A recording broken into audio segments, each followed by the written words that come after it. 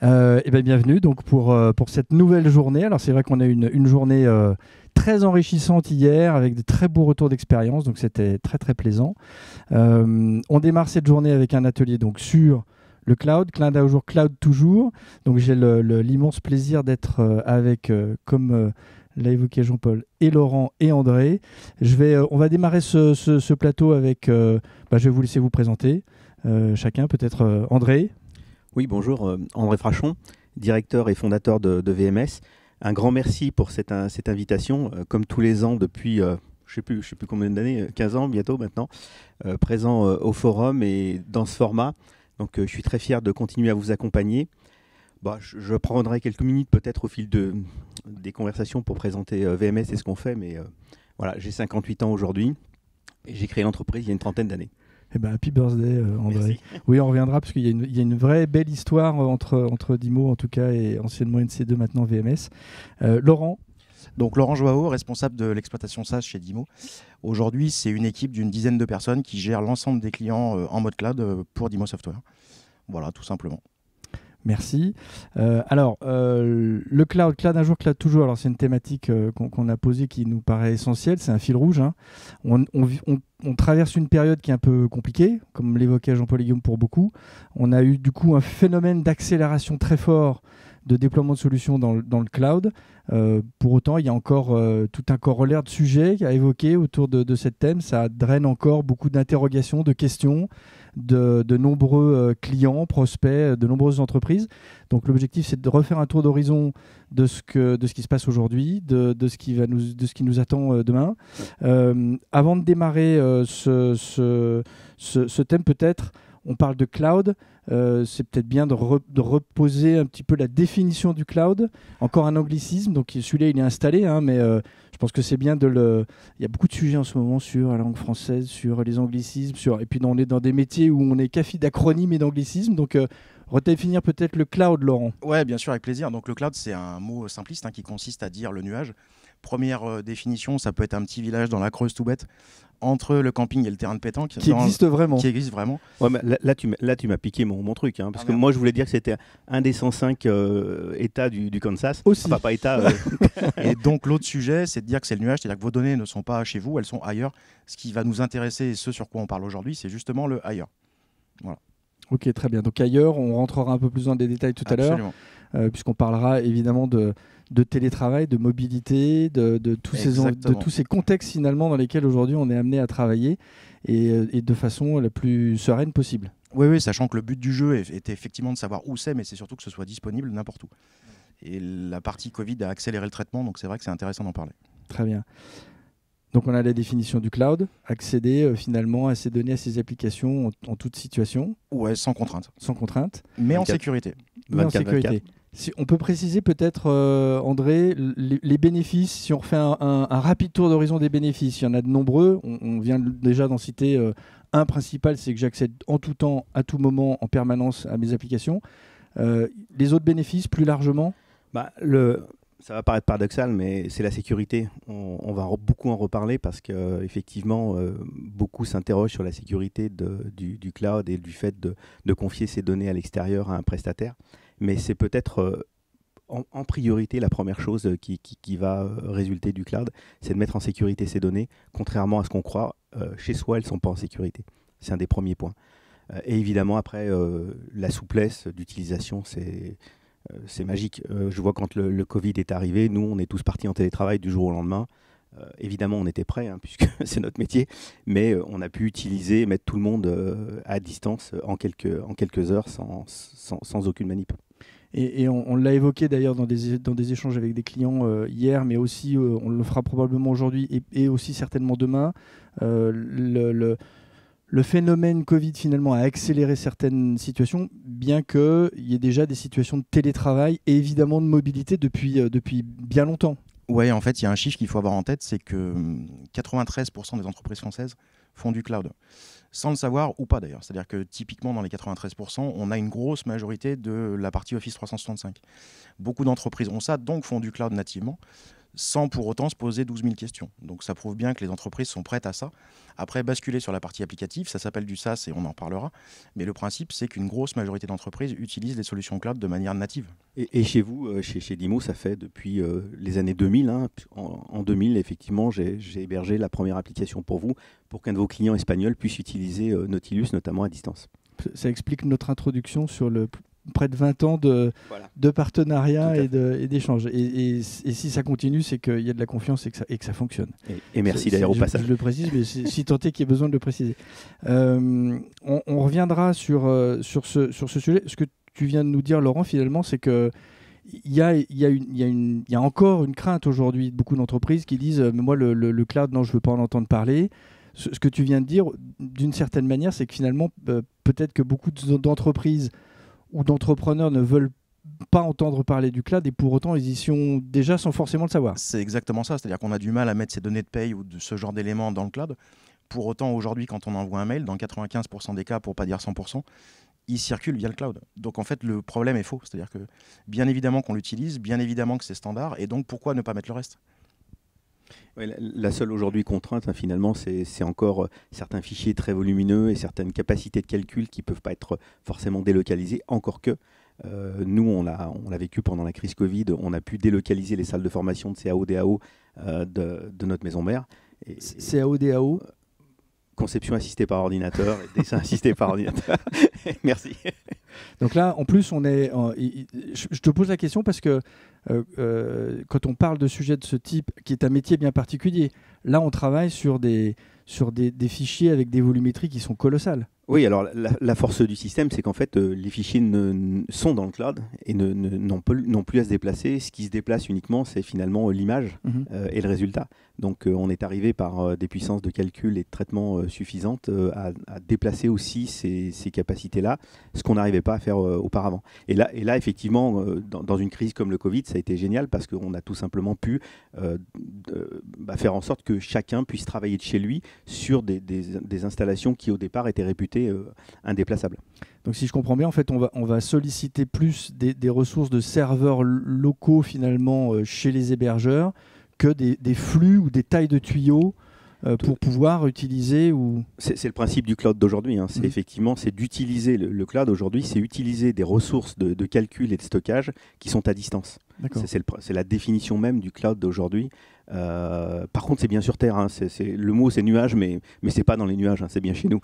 C'est bien ici sur le plancher des vaches. Et alors, ça me permet de faire une transition. C'est qu'effectivement, on parle de data, on parle de stockage, de serveurs.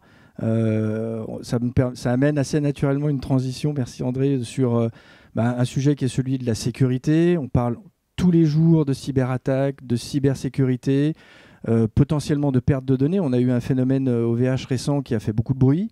La data est un sujet ultra sensible.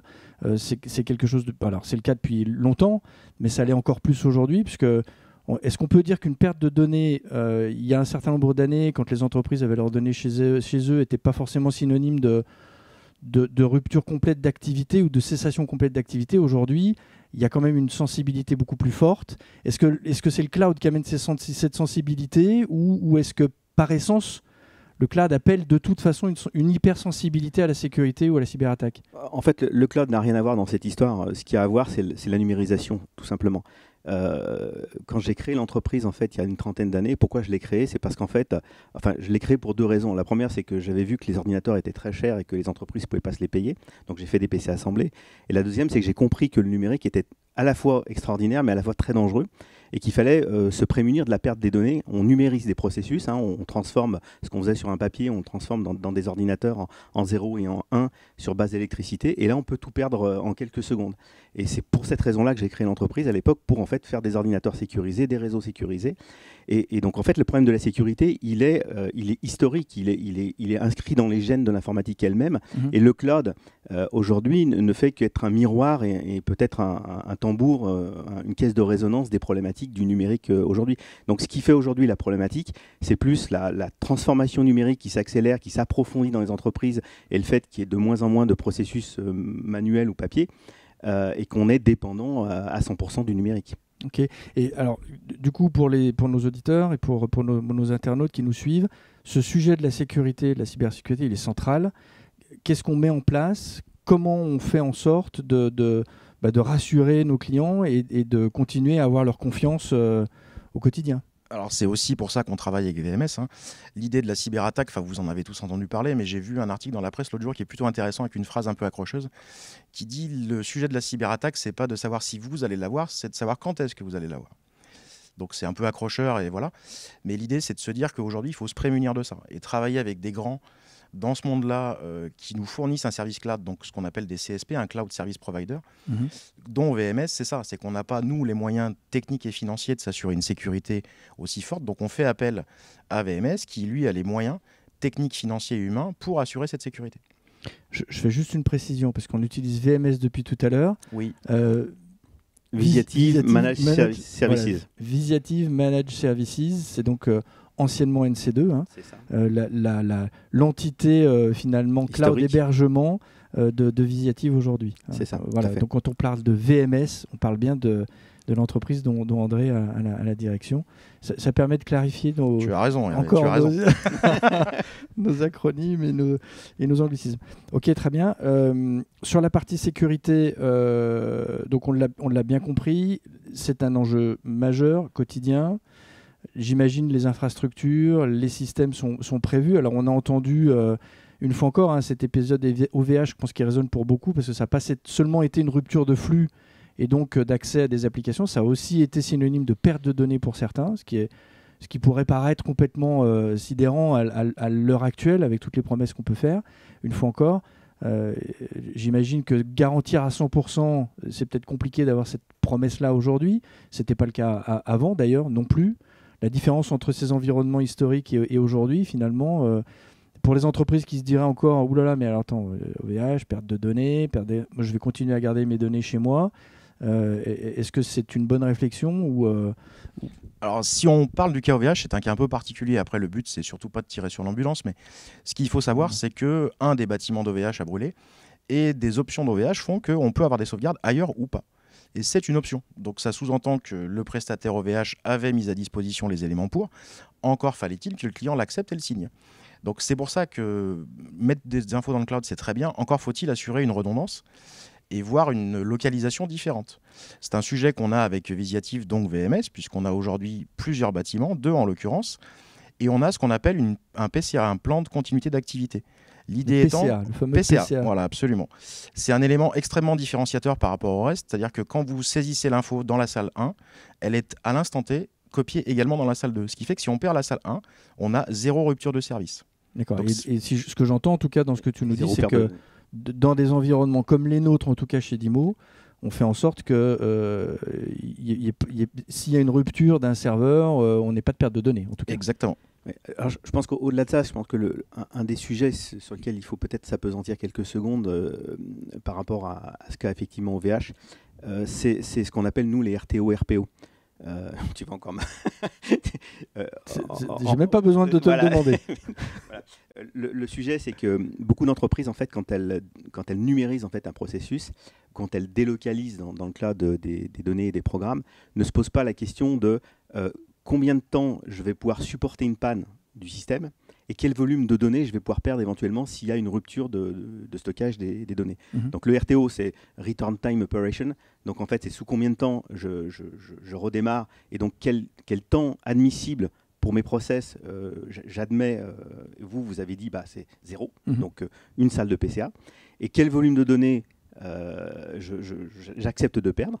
Et ça, c'est la base. C'est-à-dire qu'en fait, toute entreprise qui numérise un processus aujourd'hui doit se poser la question du RTO et du RPO. Et pourquoi il y a des gens qui, chez OVH, ont perdu des données? C'est parce qu'elles ne s'étaient pas posé cette question-là et que du coup, elles n'ont pas acheté les options nécessaires dont on leur en parle. C'est ça, en fait, le sujet. Et donc, le sujet central, c'est de se faire accompagner quand on parle dans le cloud, finalement. C'est pas je pars dans le cloud, je numérise, même quand je numérise un process, la base, c'est ce process, je le numérise, et après, je fais une analyse de mon besoin. Si j'ai une entreprise qui tourne 24/24, qui produit des fenêtres, qui produit je ne sais quoi, et qui a des machines qui fonctionnent en flux tendu, je dois mettre l'informatique qui va bien autour. Donc, nos internautes qui nous suivent, si je dois retenir une seule chose, poser les bonnes questions, ne pas hésiter à poser toutes les questions, en tout cas, sur... la récupération de mes données, les services qui sont offerts. qui sont contenus en fait dans l'abonnement et qui garantissent que les données soient sauvegardées et les temps de remise en service soient aussi garantis et bien définis au départ. Ouais, exactement, en fonction du temps de coupure qu'on accepte en fait, tout simplement. D'accord. Si on accepte une coupure d'une semaine ou une coupure de 2 minutes, les résultats et les moyens techniques financiers derrière ne seront pas du tout les mêmes. Ok, très bien. Il nous reste une dizaine de minutes pour aborder encore différents sujets sur lesquels je souhaitais vous interpeller. On entend parler depuis maintenant de nombreuses années de Cloud Act, de Patriot Act, de Cloud souverain. J'aimerais en fait qu'on y voit un peu plus clair. Est-ce qu'on peut refaire un petit historique? Un petit topo des mots-clés. Oui, parce qu'on s'y perd un peu. Tu veux que je parle, André, ou tu veux parler? Et c'est une notion qui est pour le coup encore une, mais ultra sensible. Ouais, exactement. Le plus simple à comprendre, c'est le cloud souverain. C'est-à-dire qu'aujourd'hui, quand on parle de cloud souverain, on parle effectivement d'un cloud, donc d'un nuage qui émane d'une entreprise française régie par le droit français. Alors, dit autrement, les pays autour de nous, dont tonton Biden, n'ont pas forcément le droit de venir nous voir. D'accord ? Ce qui n'est pas forcément le cas des grands. Quand on parle d'Amazon, quand on parle de Google, quand on parle d'Azure, en fonction de l'entreprise avec laquelle on signe, si c'est Microsoft Corp, donc États-Unis, on est impacté par le Cloud Act. C'est-à-dire que l'entreprise peut venir voir les données sans que l'utilisateur n'en soit informé. À l'inverse, si on signe avec Microsoft France, qui est donc régi par le droit français, on n'en est pas là. D'accord ? Donc ce qu'il faut bien comprendre, c'est que le cas Azure, par exemple, est un bon cas. Il y a 3, 4, 5 ans, il y avait à peu près 42 régions Azure dans le monde. Azure Quand tu parles de... oui, le data center, Microsoft. Enfin, les data centers Microsoft. Il est excellent en présentateur. Bon, hein. Donc l'idée, c'est qu'une région Azure, aujourd'hui, c'est 3 data centers. Il y a quelques années, il y en avait 42. C'est un hasard. Aujourd'hui, il y en a 61, 62. D'accord ? Donc ça prouve bien aussi que ce cloud-là évolue et que ça grimpe tous les jours. Ce qu'il faut retenir de la partie Cloud Act, c'est avec qui vous signez, avec qui vous engagez et quel contexte vous avez. On travaille chez Dimo Software avec des entreprises, par exemple, du marché public, pour laquelle la contrainte, c'est même pas qu'elle est forte, c'est comme ça. On n'a pas le choix, les données doivent être en France. C'est d'ailleurs une opportunité pour nous, parce que je crois que sur notre activité CRM, on a récemment, je les félicite d'ailleurs, je fais un petit mot pour Nicolas Bégul qui devait animer un plateau d'ailleurs, qui est le responsable de l'activité CRM, il n'a pas attrapé le Covid, il a attrapé la varicelle. Et je lui souhaite bon courage parce qu'à certains âges, ça peut être compliqué et douloureux. Parenthèse fermée, ils ont eu la chance de pouvoir signer avec le ministère de la Défense, si je ne dis pas de bêtises, sur un projet CRM. Et ce sujet-là était rédhibitoire et déterminant compte tenu de la nature des données qu'on gérait dans Ilobox CRM. Ah oui, absolument. Et on a beaucoup de clients comme ça. Dans la mesure où on est en France, la question ne se pose pas. Si on dit qu'on est ailleurs ou régi par une entreprise qui n'est pas française, on prend un stop tout de suite. Ce qui peut se comprendre, hein. Enfin, ce n'est pas du tout une problématique. Mais c'est aussi pour ça qu'on travaille avec VMS. C'est parce que c'est un cloud souverain. Et c'est aussi des sujets ultra sensibles sur des activités d'IMOMEN, de GMAO par exemple, parce que là aussi on a parfois des services d'État. Et des départements et des ministères qui sont ultra sensibles là-dessus. C'est le cas aussi pour nos activités de Nautilus. Quand on gère les voyages et déplacements de collaborateurs et encore plus dans des secteurs publics, on sait que c'est une donnée qui est assez sensible et sur lesquelles il y a une vigilance particulière des services publics en tout cas. Ouais. Et là, je voudrais d'ailleurs émettre un warning pour nos auditeurs, c'est que aujourd'hui, le cloud se complexifie, c'est-à-dire qu'il devient de plus en plus hybride. C'est-à-dire qu'on a des données qui sont éclatées un peu dans différentes machines, dans différents pays, différentes localisations. Et donc, encore une fois, c'est comme pour les RTO, RPO, il faut se poser en amont les bonnes questions. C'est ce que tu disais, Laurent, c'est où est-ce que c'est localisé, où est-ce que les données partent, par qui elles peuvent être vues. Et la notion dont tu parlais tout à l'heure, sur laquelle tu nous interrogeais, c'est de savoir est-ce que mes données s'en vont du pays, est-ce qu'elles peuvent être lues par quelqu'un d'autre, par une autre législation, un œil de Moscou, entre guillemets. En l'occurrence, c'est plutôt souvent les suites des Américains, mais encore que. Donc c'est ça effectivement qui est très important. Donc nous, on a fait le choix effectivement d'avoir nos propres data centers pour maîtriser nos données, pour maîtriser nos sauvegardes, etc.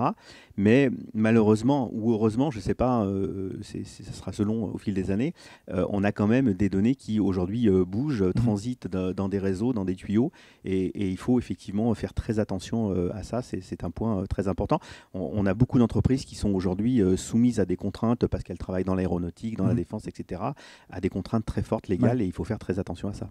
Donc ce que je retiens, cloud souverain, c'est celui qui nous permet finalement d'avoir la tranquillité et de s'assurer que nos données ne soient pas potentiellement saisi par Exactement. un juge américain qui aurait envie, pour une raison XY, d'aller jeter un œil à quelques petites données. C'est un excellent résumé. Ouais, et puis effectivement, il y a aussi tout l'espionnage industriel. Hein. On n'en parle pas assez en France. Hein. Il y a vraiment un espionnage industriel très très fort et il faut vraiment s'en prémunir. Aujourd'hui, les PME françaises sont souvent assez naïves sur effectivement ces problématiques-là. Il faut vraiment aujourd'hui. Le cloud est encore une fois extraordinaire en termes de capacité, mais si vous pouvez lire vos données à distance, mais d'autres aussi peuvent le faire si vous ne vous prémunissez pas et faites pas attention à ça, quoi. Ok. Ouais, j'ai même cru lire ou entendre qu'on a même des gens qui sont capables d'aller avec des scaphandres espionner des tuyauteries sous-marines. Des tuyaux, ouais, c'est vrai. C'est quand même assez incroyable.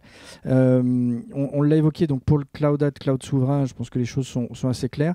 André, décidément, on va te passer à l'animation bientôt, puisque tu as parlé d'hybridation. C'était aussi un sujet que je souhaitais qu'on évoque. C'est que, on l'a dit, les entreprises, même celles qui ne le souhaitent pas, sont potentiellement déjà dans le cloud. Quoi qu'il en soit, aujourd'hui, l'entreprise, elle utilise des applications de différentes natures. On a parlé de Microsoft tout à l'heure, qui est utilisé par une grande majorité d'entreprises sur des outils bureautiques en France.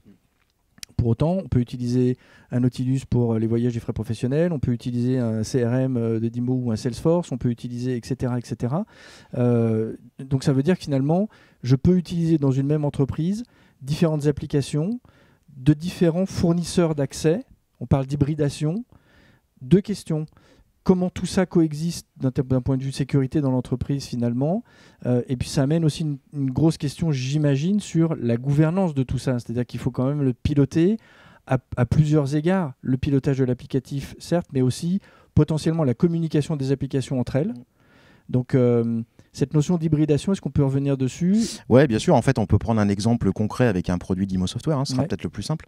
Aujourd'hui, la solution de GMAO qu'on a vue hier avec pas mal d'ateliers, dont celui de Jean-Luc sur MX, c'est un excellent exemple. C'est-à-dire que 80% de l'infrastructure MX est aujourd'hui présente chez Visiative, donc chez André. C'est une solution de la gamme d'Imoment. Absolument. Une solution de GMAO. Et donc 80% de l'infra, entre guillemets, de la technique est effectivement chez Visiative. Mais les 20% restants ne sont pas chez eux. Ils sont chez Azure, en France centrale, pour des besoins de composants. Donc je vais te donner la définition tout de suite, ça t'évitera de me poser la question, mais on utilise ce qu'on appelle des services PaaS, donc Platform as a Service, dit autrement un composant qu'on aurait pu faire nous, mais ça nous aurait coûté très cher et on n'aurait pas forcément eu les compétences. Donc on va chercher de la compétence technique chez Azure, le produit existant déjà, on le plug sur la partie applicative, et donc un client MX aujourd'hui utilise effectivement la partie VMS chez André, mais pas que. Il y a un bout qui, effectivement, travaille dans Azure France centrale, je rappelle. D'accord. Dans le même ordre, nous, c'est pareil, au niveau surveillance du data center, on utilise une intelligence artificielle qui est chez Microsoft, parce qu'on n'est pas capable, nous, de développer une intelligence artificielle, et cette intelligence artificielle, cette IA, surveille en fait les comportements anormaux dans le data center, et ça nous a permis à plusieurs reprises, d'ailleurs, de détecter en amont des attaques, et ça nous a évité effectivement des cryptolockers, ça nous a évité des corruptions de données en amont grâce à ces intelligences artificielles. Donc l'hybridation, c'est ça, c'est aller chercher des composants, c'est aller chercher des technologies ailleurs et coordonner en fait l'ensemble de ces moyens. Et là, tu m'as fait un tremplin tout à l'heure énorme pour mon entreprise. C'est notre métier, c'est-à-dire c'est manager ces services et c'est offrir effectivement un éclairage et une coordination de tous ces services à nos clients qui seuls en fait sont face à effectivement une montagne qui est assez complexe à comprendre. Donc en fait notre rôle c'est en fait de coordonner l'ensemble de ces besoins et de guider le client dans ses usages. Donc tu réponds à toutes les questions que peuvent avoir des entreprises, les questions qui peuvent se poser, et tu vas même apporter des réponses aux questions qui ne se posent pas. C'est exactement ça, oui. Souvent, oui. Souvent, on pose des questions qui sont assez dérangeantes d'ailleurs. Oui, j'imagine. Sujet vaste. La gouvernance est un sujet super important, vraiment. C'est-à-dire qu'on a tendance à oublier ça en disant je vais mettre mes données ailleurs. Et le sujet va être réglé, entre guillemets. Sauf que si on ne pilote pas, qu'on ne le surveille pas et qu'on ne le manage pas, rien ne se passe comme on l'attend. D'accord. Alors une petite question additionnelle, est-ce que le déploiement de ces infrastructures nécessite des compétences additionnelles différentes dans les entreprises pour piloter cette gouvernance ? Ou est-ce que alors j'imagine qu'il y a forcément des montées en compétences, mais on vient de l'évoquer finalement, les clients peuvent poser des questions qui vont leur venir naturellement et puis ne pas poser certaines questions auxquelles ils n'auront absolument pas pensé. Est-ce que ça implique d'avoir du coup des ressources particulières dans l'entreprise pour piloter tout ça, pour gérer cette gouvernance? Aujourd'hui, la partie DSI et le rôle du DSI, elle est plus dans la gouvernance que dans l'action. C'est le pilotage de bien sûr. l'ensemble des projets. C'est-à-dire que si je fais un comparatif avec ce qu'on fait nous chez Dimo Software et mon équipe en l'occurrence, aujourd'hui, notre vraie valeur ajoutée, elle n'est pas d'installer une application sur un serveur ou d'augmenter de la RAM. Ça n'a aucune valeur ajoutée pour nous. Par contre, la surveiller, la maintenir et faire en sorte que l'ensemble des discussions qu'il y a entre VMS, Azure, nous et les clients fonctionnent, ça, c'est notre vrai boulot. Et notre valeur ajoutée, elle est là. Elle n'est pas sur de la création d'environnement. Et ça permet de faire en sorte aussi que nos équipes consulting se concentrent sur leur métier d'adaptation, de paramétrage et de formation, finalement, et d'évacuer. Ça fait partie des bénéfices. On reboucle finalement avec l'introduction. C'est que les bénéfices du cloud, on peut aussi les matérialiser là-dessus. C'est-à-dire que finalement, le client n'a plus qu'à se préoccuper pratiquement que du déploiement fonctionnel. Et on sait que le management du changement est quelque chose de complexe, donc ils peuvent éventuellement se concentrer là-dessus. Ouais, il y a plein d'autres sujets, mais... Pendant longtemps, le rôle du DSI a été finalement de faire fonctionner une informatique en local dans une entreprise. Aujourd'hui, ce rôle a complètement changé. Il nous donne en quelque sorte les clés du camion. Ouais. Faites fonctionner l'informatique. Nous, on fait fonctionner donc les serveurs, les réseaux, etc. Et lui se préoccupe des applications dont l'entreprise a besoin, de la gouvernance de la data, de son organisation, de sa vie au sein de l'entreprise. Et c'est ça qui est important. Donc le métier de DSI, finalement, dans l'entreprise a beaucoup évolué au fil des années. Et l'importance, elle est là aujourd'hui, c'est quelle data j'ai chez moi, comment je la gère, comment je la gouverne, parce que c'est le pétrole de l'entreprise aujourd'hui, la data. C'est pas le système d'information. Le système d'information lui-même, la technologie, c'est nous, c'est des acteurs qui sommes des spécialistes. Très bien, super. On est pas presque parfait dans le timing, hein, puisqu'on est arrivé au terme. T'étais inquiet, mais t'as vu, on a bien assumé. La partie timing, on est bon. Vous êtes fort. On n'a pas été trop bavard. Non, c'est bien, c'est parfait. Mais c'était, en tout cas, j'ai l'impression plutôt clair. Après, on laissera nos internautes juger, mais on va passer à la partie questions. Il nous reste 14-15, une petite 10-15 minutes de questions. On va interpeller Jess en régie. Jess, es-tu là? Oui, je suis là. Super. Jess qui fait partie de l'équipe de Laurent, qui est en régie avec les équipes techniques pour réceptionner vos questions. On ne l'a pas évoqué, hein, mais je crois qu'il y a un certain nombre de questions qui ont été déjà posées. Est-ce qu'on a, Jess, une première question de nos internautes? Oui, tout à fait. On a une question de Bertrand qui demande « Pouvez-vous nous expliquer la différence entre le cloud et le SaaS ?» Alors voilà, je pensais que j'en avais raté aucun au passage, mais effectivement, on a sûrement dû avoir le mot SaaS quelque part dans nos échanges, et celui-là, je ne l'ai pas attrapé. Ouais, c'est vrai, ça sort naturellement chez nous, mais il faut l'expliquer. Le principe du cloud, donc on l'a dit tout à l'heure, hein, c'est le fait d'avoir de l'information ailleurs. Le ailleurs, effectivement, on en a parlé. Le SaaS veut dire Software as a Service. Donc la différence entre un cloud et du SaaS, le SaaS, c'est la partie applicative. C'est-à-dire que si je vous fais un comparatif extrêmement simple, OneDrive, aujourd'hui, c'est du cloud. C'est-à-dire que je pose un document Word dedans et puis il vit sa vie.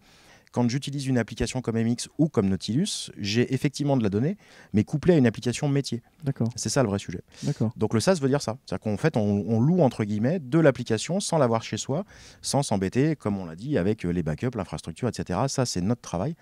Et le client final utilise la solution applicative. Donc aujourd'hui, c'est comme les voitures, on n'achète plus sa voiture, on la loue. On loue son service, en fait. Voilà. Hein, et l'application, autrefois on achetait une application, là on loue en fait finalement un service, le service d'application. Donc c'est ça le SaaS. Hein. C'est je loue une application et je l'utilise comme bon me chante. Et la location de cette application en général embarque aussi le service d'hébergement. Bien sûr, les services connexes d'hébergement. Le cloud est sous-jacent en général. Donc le cloud embarque le SaaS. Le cloud est le support du SaaS en fait. Très bien. Parfait. Est-ce qu'on a d'autres questions, Jess? On a une question de Louis qui demande « Vous avez parlé de Cloud Act et de risques. Pouvez-vous nous décrire davantage ces risques ?»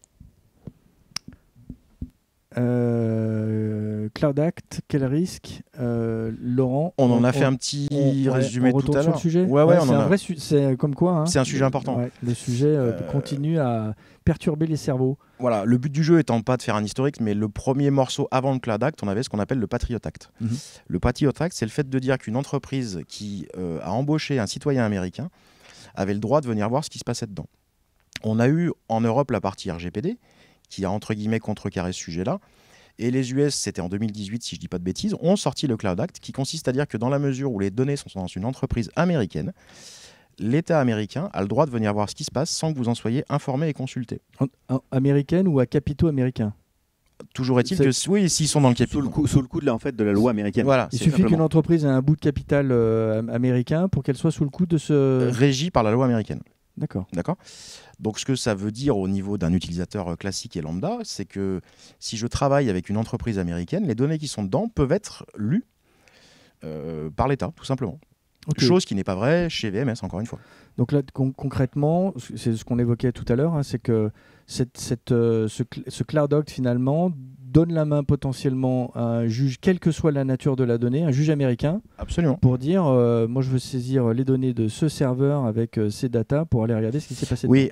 Alors, et le pire, c'est qu'on n'en serait même pas au courant. On n'est pas informé. Ouais. Par contre, il ne faut pas non plus que ce soit trop anxiogène. C'est-à-dire que le fait de dire ça, tout le monde va se dire « Ouh là là, c'est la catastrophe ». Mais pas du tout.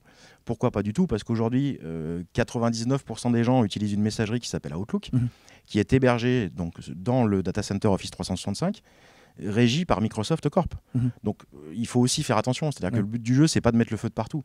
C'est de se dire « Attention, effectivement, ça existe. Maintenant, quel est l'intérêt pour eux ?» 1, il faut se poser la question. 2, si vraiment c'est une contrainte extrêmement forte, j'utilise un cloud souverain ou une entreprise Microsoft France, ou qui vous voulez en France. En tout cas, ce que je retiens, c'est poser les bonnes questions. Oui. Quand on a les réponses, ça fait moins mal que de le découvrir à son insu ou au pied du mur. Exactement. Donc voilà, il faut questionner, poser les bonnes questions de façon à avoir les bonnes réponses et être en capacité finalement de prendre ses décisions en toute connaissance. De manière éclairée, oui. Voilà, de manière éclairée. J'en profite, on a parlé de RGPD. Oui. On n'en a pas parlé nous tout à l'heure, mais on en a parlé là à l'instant. Oui. J'en profite pour dire que souvent, les gens s'imaginent que en fait, le RGPD, c'est pour les autres. Ou c'est pour le cloud, et qu'ils n'y sont pas soumis. Or, le RGPD, c'est une loi européenne qui s'applique à tous les États, y compris la France, et qui est une obligation légale. C'est-à-dire qu'aujourd'hui, toute entreprise qui capte de la donnée dite personnelle, et là, il faut faire très attention à ce qu'on appelle de la donnée personnelle. On n'imagine pas souvent l'adresse email et le numéro de téléphone, c'est considéré comme de l'adresse personnelle. Donc, toute entreprise aujourd'hui capte de la donnée personnelle, et donc elle est soumise au RGPD, et elle doit se préoccuper de cette problématique-là. Ce n'est pas une histoire de cloud, pas cloud. C'est de l'instant que j'ai un programme qui capte de la donnée personnelle, il faut que je sois effectivement conforme au RGPD. Donc j'en profite pour faire cette petite... C'est un sujet important parce que la quasi-totalité des ateliers, on a dans la foulée, là tout à l'heure, un atelier sur le pilotage par la data. On a des ateliers autour de l'activité CRM aujourd'hui. On avait hier des ateliers sur la GMAO, sur la dématérialisation. Donc je pense que c'est important de rappeler ces règles aussi, et sur la partie cloud, finalement cloud souverain, Cloud Act, et évidemment la partie RGPD, qui est quelque chose finalement auquel les entreprises doivent, quoi qu'il arrive, se soumettre, et là aussi avoir une vigilance sur la réglementation, sur le respect des règles. Et c'est parfois complexe, et je sais de quoi il en retourne, parce que c'est vrai que d'un point de vue marketing aujourd'hui, ça devient quand même un petit peu compliqué. Est-ce que, Jess, on a une autre question ? Oui, on a une question de Alain qui demande: pouvez-vous nous expliquer pourquoi des sociétés ont perdu des données suite à l'incendie d'OVH alors que cette entreprise fait des sauvegardes et qu'elle est réputée sûre? Alors on l'a évoqué. Ouais, ça c'est une excellente question. Réputée sûre, oui, effectivement. Il y a un mot qu'il faut retenir dans ça, c'est les sauvegardes. C'est-à-dire que faire des sauvegardes, c'est bien, tout le monde le fait, sauf que le but d'une sauvegarde in fine, c'est quoi? C'est de pouvoir restaurer. Et là où on apporte, oui, ça paraît bête, mais il faut le dire. Ça va sans dire. Là où la partie data center, VMS ou autre d'ailleurs, nous apporte une vraie valeur, c'est qu'on a des scénarios de restauration, on a plein de choses comme ça qui sont établies avec des PV de recettes, enfin tout ça est calé, carré, et c'est très pro. Une entreprise, la majorité des entreprises PME classiques font des sauvegardes maintenant. Est-ce qu'elles testent les restaurations? C'est un autre sujet. De ce que j'en connais, en tout cas, pas tout le temps. Oui, il y a plusieurs sujets connexes finalement. Voilà. C'est que faire une sauvegarde, c'est bien, mais on revient sur le fameux délai de restauration et de remise à disposition de la donnée et du service d'accès à la donnée. Mais il y a aussi potentiellement, parce que faire une sauvegarde, comme tu viens de le dire, c'est une chose. Il faut savoir si elle peut être restaurée, dans quel délai. Et 2, savoir si cette sauvegarde, elle reste intègre. Si elle est pérenne, oui, bien sûr. Le but premier de la sauvegarde, c'est de pouvoir restaurer. Faire une sauvegarde sans restauration, ça n'apporte pas de valeur ajoutée. Parce qu'il n'est arrivé à personne, et encore moins, d'enregistrer un fichier, de le sauvegarder, d'être certain qu'il n'y avait pas de problème, et puis un mois après, de pouvoir le rouvrir sans qu'il y ait de soucis, voilà, bien sûr. Donc on a des scénarios pour ça qui sont établis, qu'on joue très régulièrement. Après, le sujet OVH en lui-même, encore une fois, un des bâtiments a brûlé, c'est vrai. Pourquoi il a brûlé, c'est un autre débat, c'est lié aux équipements et à l'historique de l'équipement. chose qu'on n'a pas sur d'autres data centers, comme VMS, avec du gaz inerte, avec plein de choses. Enfin, on pourrait rentrer dans le détail technique, mais ce n'est pas le sujet du jour. Ce qu'il faut retenir, c'est qu'encore une fois, pourquoi les gens ont eu des soucis chez OVH? Parce que tout était dans un seul et unique bâtiment. Ça paraît bête, mais on redonde des équipements. Si c'est redondé dans le même bâtiment, on ne répond pas à une problématique physique. On répond à la problématique technique, mais pas physique. Et donc, c'est un élément auquel il faut penser. Encore une fois, ça fait partie de la gouvernance qu'on a, de l'analyse du besoin dont parlait André tout à l'heure, des RTO, RPO associés. Si j'ai 0 minute de coupure, forcément, il faut que je délocalise quelque part. Parce qu'un incident majeur physique à l'endroit fera que vous n'avez plus de données, ce qui s'est passé chez OVH. Si je pose mon ordinateur et que je mets mon disque dur à côté avec mes sauvegardes et que je renverse mon café sur les deux, renverse mon café sur les deux. L'exemple que je prends souvent et qui est extrêmement simple à comprendre, c'est le phénomène du taxi. C'est-à-dire qu'aujourd'hui, on peut considérer qu'un taxi ne doit jamais s'arrêter. Si on ne veut pas qu'il s'arrête, quel est le seul moyen pour lui de jamais s'arrêter? C'est d'avoir 2 véhicules. Si le premier tombe en panne, qu'est-ce que je fais? Donc si je veux pouvoir travailler tout le temps sans perte, il faut que j'ai 2 véhicules si je suis taxi. Et donc les 2 véhicules, ils sont chez André, chez VMS, à dispo. 2 bâtiments, exactement. 2 bâtiments qui tournent 24/24, qui sont le reflet l'un de l'autre, effectivement, en permanence. En miroir. Ok, super, très bien. Et ça me fait l'occasion de dire que cet incident chez OVH, cet accident, finalement, en fait, ça prouve que même l'improbable peut arriver. Ouais. Et qu'il faut vraiment, effectivement, quand on réfléchit à son système d'information, il faut se préparer à tous les mauvais coups.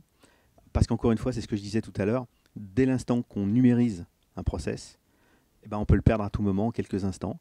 Donc il faut vraiment se prémunir de tout ça. Et ce n'est pas le cloud, encore une fois, qui est en jeu, c'est la numérisation de la donnée. Et c'est là qu'effectivement, il faut tout de suite se prémunir, doubler les systèmes, faire des sauvegardes de sauvegarde, les délocaliser, les tester régulièrement. Donc on revient... Mais c'est souvent du bon sens. Hein. C'est même pas... c'est même pas très technique, je réfléchis en bon terrien au fait que sur Terre, il n'y a rien d'infaillible. Alors je répète souvent qu'on n'est jamais tous égaux devant le bon sens, malheureusement, ou heureusement, j'en sais rien d'ailleurs, hein, mais en tout cas, vous êtes capable, une fois encore, de nous amener du bon sens en tout cas, ou d'amener du bon sens, ou d'aider les entreprises à réfléchir à ce qu'il faut mettre en place pour aborder tous ces sujets-là sereinement. Ouais, alors là, on s'est un peu fait aider d'une certaine façon aussi nous-mêmes par des normes. Hein. Par exemple, la norme ISO 27001, on est certifié, vous aussi d'ailleurs, ISO 27001, c'est une norme qui nous apporte beaucoup parce qu'effectivement, c'est une norme qui a été prévue pour analyser les problématiques de sécurité et réfléchir à la sécurité et mettre en place effectivement des mécanismes qui vont renforcer la sécurité. C'est vrai qu'on n'a pas parlé de la norme de cette norme. Il ne le dit pas, mais il faut le préciser quand même, c'est que VMS est aussi certifié HDS, hébergeur de données de santé. Ce qui rajoute une couche supplémentaire en termes de garantie et de fonctionnement, parce que les exigences sont encore plus fortes. D'accord. Et juste un mot rapide, il nous reste 2-3 minutes, on verra si on a le temps de prendre une nouvelle question, mais avant qu'elle m'échappe, ça y est, je crois qu'elle m'a échappé, mais c'est pas grave, elle reviendra. On a encore 2 minutes, on y reviendra, je la retrouverai, c'est promis. Allez, on a 2 minutes, on a encore peut-être une nouvelle question, Jess. Oui, on a une question d'Isabelle qui dit « On entend beaucoup parler de panne Internet en ce moment. Est-ce que finalement mettre ces données dans le cloud ne serait pas plus dangereux que de les avoir chez soi ?» Alors on l'a évoqué aussi tout à l'heure, mais c'est effectivement une question... Ouais, c'est une façon d'aborder les choses. Autour de la même... La thématique est la même. Après, ce qu'il faut vous dire encore une fois, et c'est pour ça aussi qu'on travaille avec des hébergeurs dignes de ce nom, c'est que la couche sécuritaire qu'on va pouvoir mettre chez soi, ne serait-ce que techniquement et financièrement, sera ridicule par rapport à un CSP, un Cloud Service Provider comme VMS, parce que, ils ont la compétence, il y a les moyens techniques et financiers derrière, et qu'une PME ou une ETI classique n'aura jamais les moyens, ne serait-ce que financiers, de se payer les infrastructures de sécurité qui feront que ça marchera. Donc le vrai premier sujet, c'est celui-là, c'est effectivement une panne Internet, pourquoi pas, sauf qu'on en revient au principe du taxi de tout à l'heure, c'est-à-dire que quand c'est votre métier, que c'est votre business, et que la production tourne dans un cloud, il faut peut-être réfléchir à des liens redondés, sécurisés, plus costauds qu'une box classique. Il y a des liens pro faits pour ça, notamment avec de la redondance, qui font qu'on n'a pas de problème, ou très très peu. D'accord. Mais dans tous les cas, chez soi, forcément, on n'aura pas les moyens techniques et financiers comme peut l'avoir André chez lui. Pas encore, en tout cas. Ouais. Oui, effectivement, c'est la mutualisation qui nous permet en fait, de nous payer des technologies qu'une PME ne peut pas se payer. Pour en revenir à la question fondamentale là, qui est posée, finalement, les pannes dont on parle, il faut aussi relativiser. C'est des pannes qui, effectivement, font beaucoup de ramdam, si j'ose dire, parce qu'effectivement, elles touchent beaucoup de monde simultanément.